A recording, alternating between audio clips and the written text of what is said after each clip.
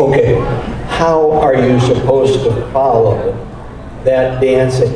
You know? I mean, how can you do that? I thought about dancing up here to the stage, and then I realized that I'm not as young as I used to be, and it's just not going to work out. So it was kind of fun. It kind of reminded me of some days back on Van Powell's roof when we used to. But I think it was a little white horse before we actually did that. First of all, I want to thank our good friends, Dr. Yang Dao, for this kind invitation, and especially for Mo, who looks younger every time I see her. She does. I don't know how she does it. If you could market that, you would be a billionaire. Just absolutely done. So I wanted to change the topic just a little bit. In that you will remember this speech is for two reasons. Okay? Number one, it's in English. I'm sorry, I don't speak Hmong. I don't understand it. And number two, it's going to be short. Yay. Okay, no standing applause. No standing, okay, a little bit, that's fine too. Listen, my first experience with the Hmong community goes back to 1970. I was serving a tour as a pilot, as a forward air controller in Vietnam.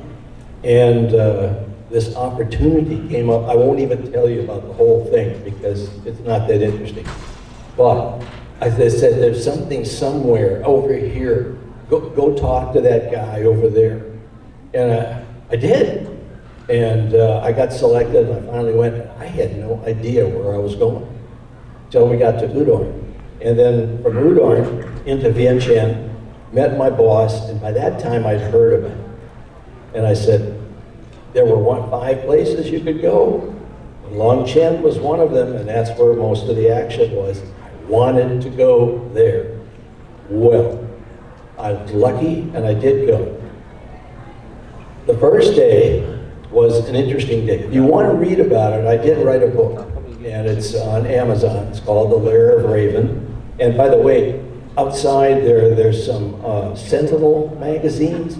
They're Army magazines that were sent here, and they were doing a book review on this book, and they took the 3rd chapter about my working with the Hmong family up there. And if you want to pick one of those up and take it, fine. Otherwise, let her go. But on the second day, the second night I was there, the senior ranking American took me down. He says, we're going to go to General Vang Pao's house for dinner. Okay, I'd heard about him, but I didn't know who he was. And so we went, and I practiced to do the proper greeting, right? You know, this is not the sort of thing that an American would naturally know. And I was told that the location of your hands is determined by the seniority of the person that you're addressing. So obviously the king is up here in outer space. And your grandson or granddaughter is down here somewhere.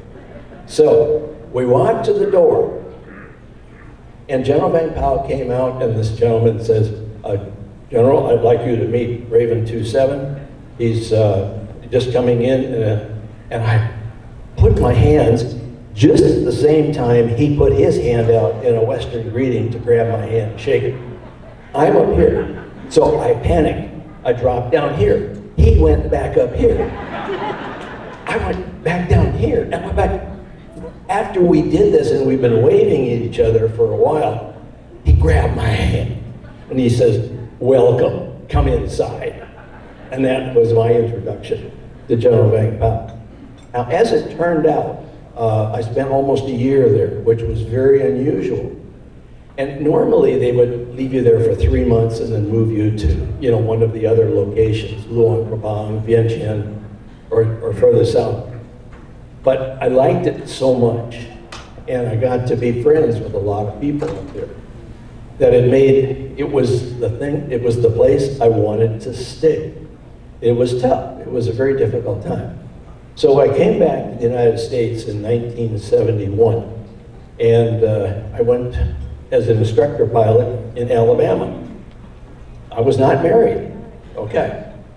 And around 1975, as you know, got the phone call, the famous phone call. Hey, look, there's people coming from Asia, and can you sponsor somebody in your house?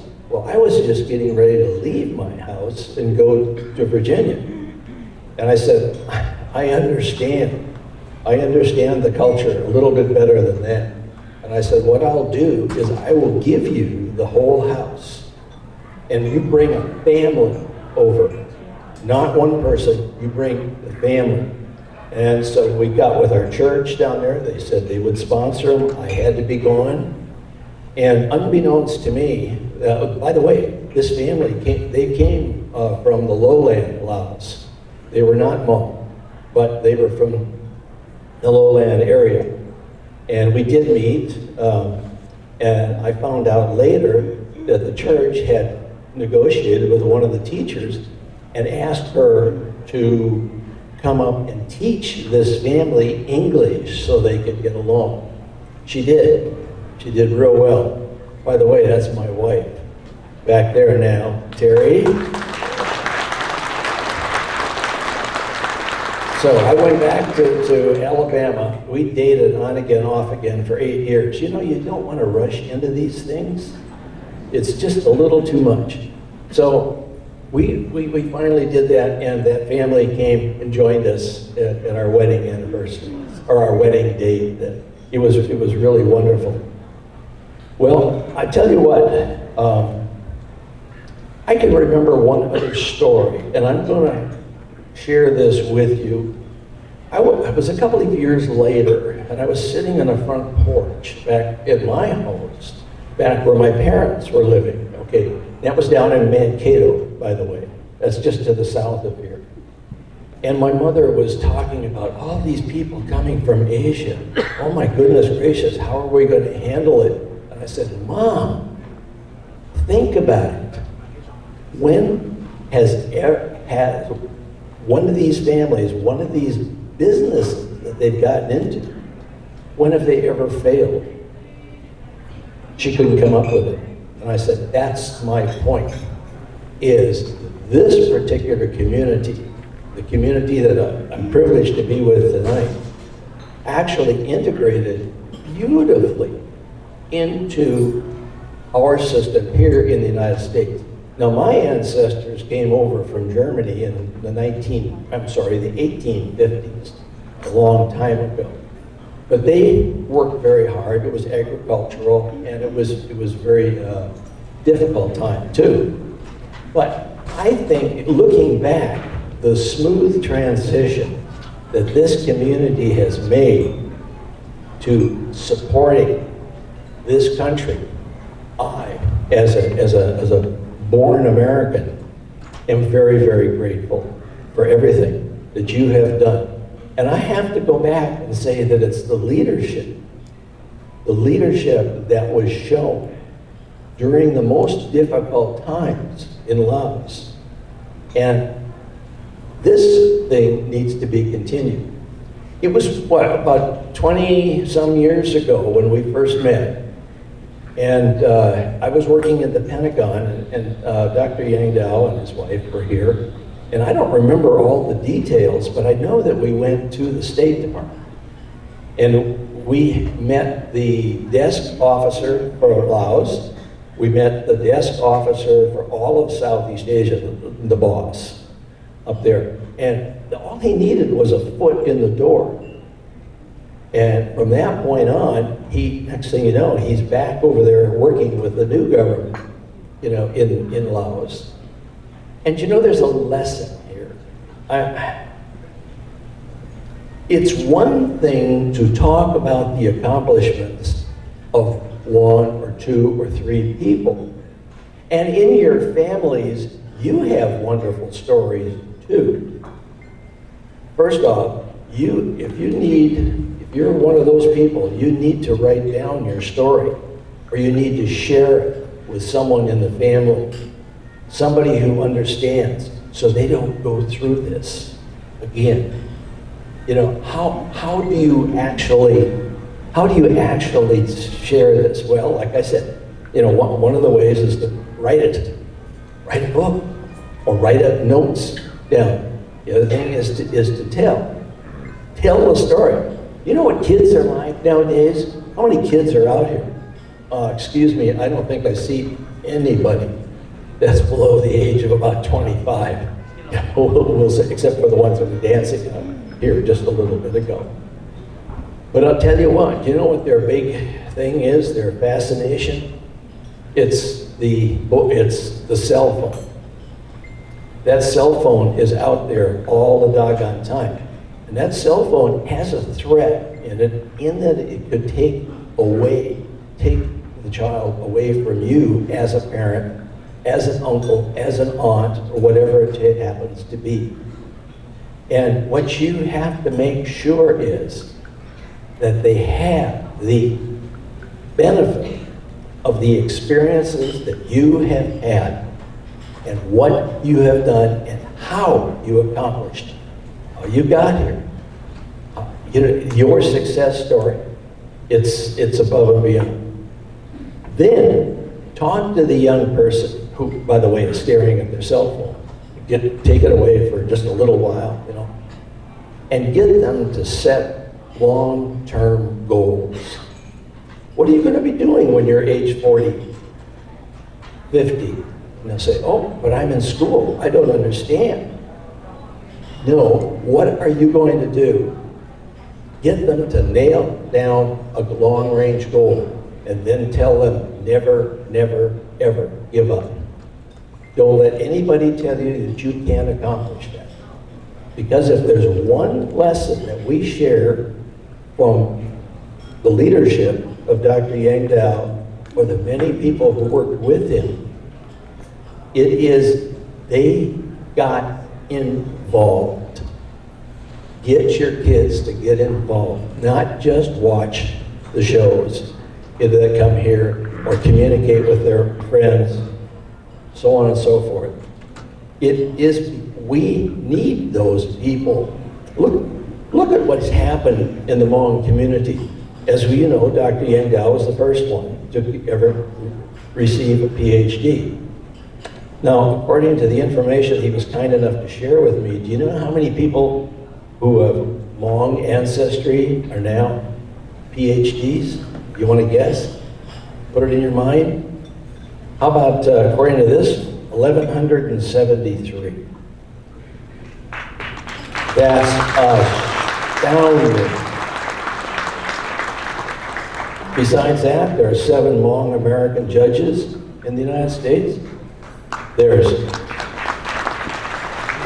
the mayor of Oakland, California is Hmong. You know, there are 3 Hmong senators here in this state of Minnesota. Just astounding. And representatives, we have 1 Hmong Michigan representative. We have 6, I beg your pardon, Hmong Minnesota state representatives. The military is also benefiting from the number. I have met a number of people over the years that are from the Hmong community that are in the military. And gee, there's this name called Suni Lee. Has anybody ever heard of that? This is just the beginning. Tonight is just the beginning. You go from here, and I'm going to stop, here in closing. God sent us into this world to work in the fields and not to frolic in the garden. And you need to teach that to your youngsters as well.